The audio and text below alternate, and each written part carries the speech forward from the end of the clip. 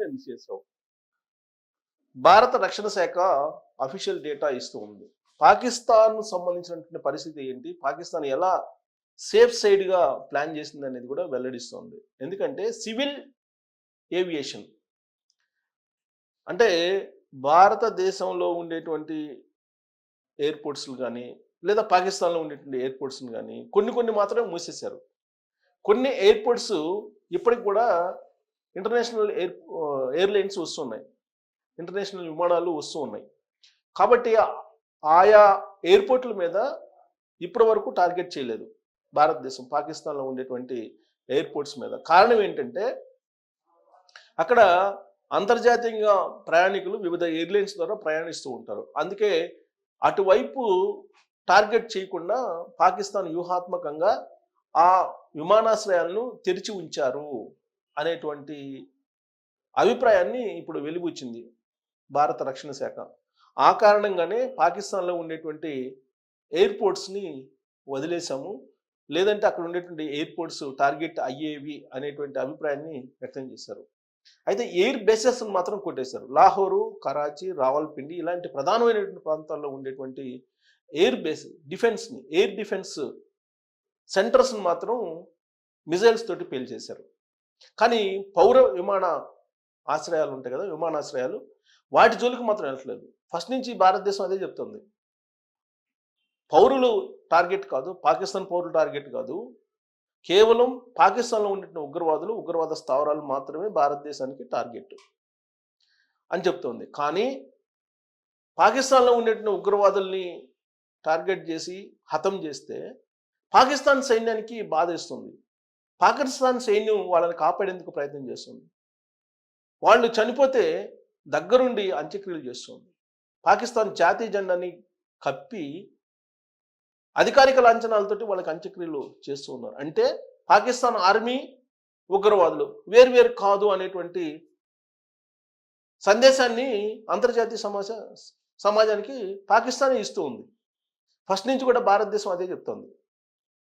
So ఉగ్రవాద స్థావరాల్ని పూర్తి స్థాయిలో లేపేయడానికి మాత్రం భారతదేశం కట్టుబడి ఉంది. ఒక్క ఉగ్రవాది కూడా మిగలకుండా ఏరివేసేటువంటి కార్యక్రమానికి శ్రీకారం చుట్టాము. ఆ విషయంలో వెనక్కి వెళ్ళేటువంటి ప్రసక్తే లేదని చెప్పి భారత రక్షణ శాఖ అనౌన్స్ చేస్తుంది అఫీషియల్గా. అయితే ఇక్కడ పాకిస్తాన్ పౌర విమానాశ్రయాలు తెరిచి ఉంచుతున్నారు వ్యూహాత్మకంగా. అటువైపు మిజైల్స్ వెళితే అంతర్జాతీయంగా ఉండే ప్రయాణికులకు కూడా నష్టం జరిగే అవకాశం ఉంది, వాళ్ళ ప్రాణానికి కూడా నష్టం కలిగేటువంటి అవకాశం ఉంది. అందుకే వ్యూహాత్మకంగా పాకిస్తాన్ అన్ని ప్రాంతాల్లో ఎమర్జెన్సీ ప్రకటించింది, సైరన్లు మోగిస్తుంది. రావల్పిండిలో కానీ, కరాచీలో కానీ, లాహోర్లో కానీ అన్ని చోట్ల ఎమర్జెన్సీని ప్రకటించి సైరన్లు మోగిస్తుంది, యుద్ధ సైరన్లు మోగిస్తుంది, ప్రజల్ని అప్రమత్తం చేస్తుంది. కానీ అక్కడ ఉండేటువంటి అంతర్జాతీయ పౌర విమానాశ్రయాలను మాత్రం మూసివేయటం లేదు. దానికి కారణం ఏంటంటే ఆ విమానాశ్రయాలను టార్గెట్ చేస్తుందేమో భారత ఆర్మీ అనేటువంటి ఉద్దేశంతో వాటిని మూసివేయకుండా కంటిన్యూ చేస్తుంది అనేటువంటి అభిప్రాయాన్ని ఇప్పుడు భారత రక్షణ శాఖ వెలుబుచ్చుతుంది. ఇప్పుడు పాకిస్తాన్ పరిస్థితి ఏంటి వాస్తవంగా అంటే, ఒకవైపు బెలూచిస్తాన్ బెలూచిస్తాన్ లిబరేషన్ ఆర్మీ ఎన్నో సంవత్సరాలుగా వాళ్ళు ప్రత్యేక దేశాన్ని కోరుకుంటూ ఉన్నారు. దానికి సంబంధించి వాళ్ళు పోరాడుతూ ఉన్నారు. కానీ పాకిస్తాన్ ఇవ్వట్లేదు. పాకిస్తాన్ ఆర్మీని దించి వాళ్ళని హింస పెడుతూ ఉన్నారు. వాస్తవంగా అక్కడ ఉండేటువంటి బెలూచిస్తాన్లో ఉండేటువంటి స్థానికుల్ని పాకిస్తాన్ సైన్యం హింసించడంతో పాటు మహిళల్ని కించపరుస్తూ ఆ మహిళల ఎదుటినే వాళ్ళ భర్తల్ని తీసుకెళ్ళిపోయి నానా రకాలుగా హింస పెట్టి అసలు కొంతమందిని అయితే మళ్ళా తిరిగి పంపిస్తున్నారో లేదో కూడా తెలియని పరిస్థితి. అలాంటి సిచ్యువేషను బెలూచిస్తాన్లో పాకిస్తాన్ ఆర్మీ కలిగించింది. అందుకే బెలూచిస్తాన్ లిబరేషన్ ఆర్మీ పాకిస్తాన్ మీద తిరుగుబాటు బావుట ఎగురవేసింది. ప్రస్తుతం పాకిస్తాన్ మీద భారతదేశం యుద్ధానికి దిగింది కాబట్టి ఇదే సరైనటువంటి సమయం అని చెప్పి బెలూచిస్తాన్ లిబరేషన్ ఆర్మీ ఏం చేస్తుందంటే పాకిస్తాన్ జెండాల్ని పీకపడేసి బెలూచిస్తాన్ లిబరేషన్ ఆర్మీ జెండాల్ని అక్కడ పాతుతుంది. దాంతోపాటు ఇండియన్ జెండాలను కూడా, భారతదేశానికి సంబంధించినటువంటి జాతీయ జెండాలను కూడా బెలూచిస్తాన్ లిబరేషన్ ఆర్మీ అక్కడ ఎగరవేస్తుంది. దానికి కారణం ఏంటంటే నరేంద్ర మోడీ గారి ప్రభుత్వం మీద, భారతదేశం మీద బెలూచిస్తాన్ లిబరేషన్ ఆర్మీకి సానుభూతి ఉంది. అలాగే బెలూచిస్తాన్ లిబరేషన్ ఆర్మీ చేస్తున్నటువంటి పోరాటం కూడా అది న్యాయసమ్మతమైనది అనేటువంటి అభిప్రాయం భారతదేశానికి కూడా ఉంది. అందుకే వాళ్ళు భారతదేశంలో కలవడానికి కూడా ఇష్టపడుతున్నారు. ప్రత్యేక దేశాన్ని కావాలని చెప్పి కోరుతున్నారు. అవసరమైతే భారతదేశంలో కలుస్తాము అనేటువంటి అభిప్రాయాన్ని కూడా వ్యక్తం చేస్తూ భారత జెండాలను అక్కడ ఎగురవేస్తూ ఉన్నారు. అంటే ఒకవైపు బెలూచిస్తాన్ లిబరేషన్ ఆర్మీ, ఇంకొక వైపు భారత ఆర్మీ రెండు పాకిస్తాన్ని చిత్తుగా తునాతునకలు చేస్తూ ఉన్నాయి. సో కాబట్టి పాకిస్తాన్ నుంచి బెలూచిస్తాన్ విడిపోయేటువంటి అవకాశం క్లియర్గా కనిపిస్తుంది. ఒకటి. రెండు, పిఓకే, పాకిస్తాన్ ఆక్రమిత కాశ్మీర్. ఇది భారతదేశంలో కలవడానికి ఇష్టపడుతుంది, లేదంటే ప్రత్యేక దేశం కావాలని అది కూడా అడుగుతుంది. సో పాకిస్తాన్ నుంచి పిఓకే ఖచ్చితంగా భారతదేశంలో కలిసిపోతుంది. భారతదేశంలో ఉండేటువంటి భాగమే అది.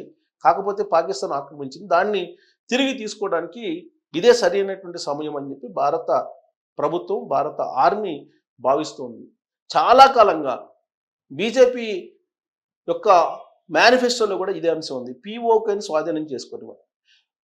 బీజేపీ అధికారంలోకి వచ్చిన తర్వాత, నరేంద్ర మోడీ గారు అధికారంలోకి వచ్చిన తర్వాత అనేకమైనటువంటి కీలకమైనటువంటి నిర్ణయాలు తీసుకున్నారు. 370 రద్దు, తర్వాత సిఏఏ, ఇలాంటివన్నీ కూడా సంచలనమైన నిర్ణయాలు. నోట్ల రద్దు కానీ, జిఎస్టీ కానీ, తలాక్, తాజాగా వక్ఫ్ బిల్లు, ఇలాంటివన్నీ కూడా సంచలనమైనటువంటి నిర్ణయాలు తీసుకున్నారు.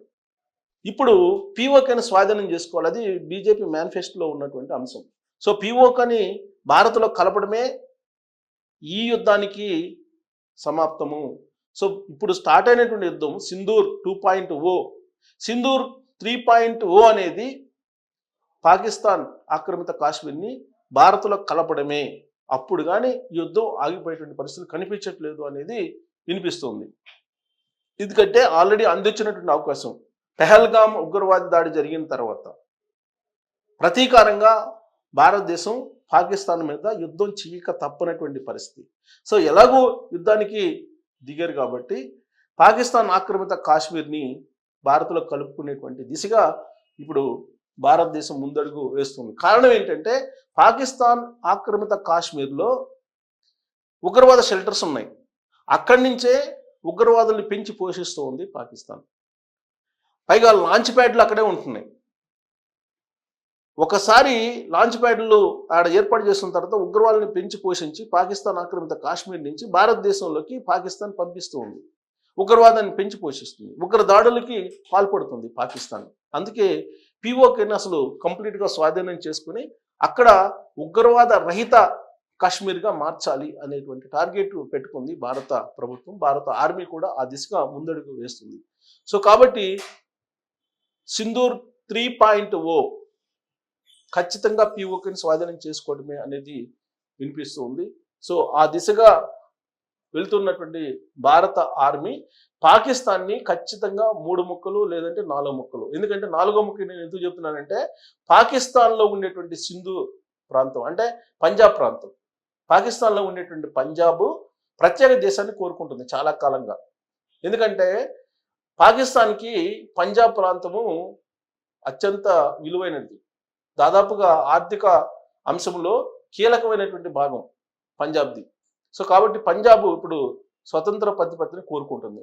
అంటే పాకిస్తాన్ 4 ముక్కలుగా విడిపోతుంది. పంజాబ్ ఒక దేశం, బెలూచిస్తాన్ మరో దేశం, పాక్ ఆక్రమిత కాశ్మీరు భారతదేశంలో కలిసిపోతుంది, పాకిస్తాన్ ఒక భాగం. అంటే 4 ముక్కలు కాబోతుంది అని చెప్పి ఈ యుద్ధం కారణంగా భవిష్యత్తు జరగబోయేది ఒక ఊహగా కనిపిస్తుంది, ఒక అంచనాగా కనిపిస్తుంది. మరి ఆ దిశగా భారత ఆర్మీ లేదా భారత ప్రభుత్వం వెళ్తుందనంటే ఇప్పుడున్నటువంటి పరిస్థితుల్లో పాకిస్తాన్ మీద జరుగుతున్నటువంటి యుద్ధాన్ని కనుక మనం గమనిస్తే పాకిస్తాన్ కంప్లీట్గా నిర్వీర్యం అవుతుంది, కంప్లీట్గా క్లోజ్ అయిపోతుంది. ఆ దేశానికి సంబంధించినటువంటి ఆయుధ సంపత్తి ఇప్పటికే అక్కడ ఆల్రెడీ చైనా ఇచ్చినటువంటి డ్రోన్స్ను ఉపయోగిస్తున్నారు, మిజైల్స్ను ఉపయోగిస్తున్నారు, అయినా ఫలితం లేదు. టర్కీ పంపిస్తున్నటువంటి డ్రోన్స్ను ఉపయోగిస్తున్నారు, అయినా ఫలితం లేదు. ఇప్పుడు తాజాగా ఇరాన్ పంపిస్తుంది అంటున్నారు. సో ఇరాన్ పంపించేటువంటి డ్రోన్స్ని ఒకేసారి 300 డ్రోన్స్ని భారతదేశం మీద వదిలేయాలంటున్నారు. అంటే ఇప్పటికీ కూడా భారతదేశం మీద యుద్ధానికి సిద్ధమైనట్టనే పాకిస్తాన్ వాతావరణం కనిపిస్తున్నటువంటి క్రమంలో 3.0 సింధూర్ 3.0 ఖచ్చితంగా ఉండేటువంటి అవకాశం కనిపిస్తూ ఉంది. ఆ 3.0 పాకిస్తాన్ ఆక్రమిత కాశ్మీర్ని భారతదేశంలో కలుపుకోవడమే అనేది వినిపిస్తున్నటువంటి క్రమంలో అది సాధ్యమా అనే దాని మీద మీరు కామెంట్ చేయొచ్చు. Thank you.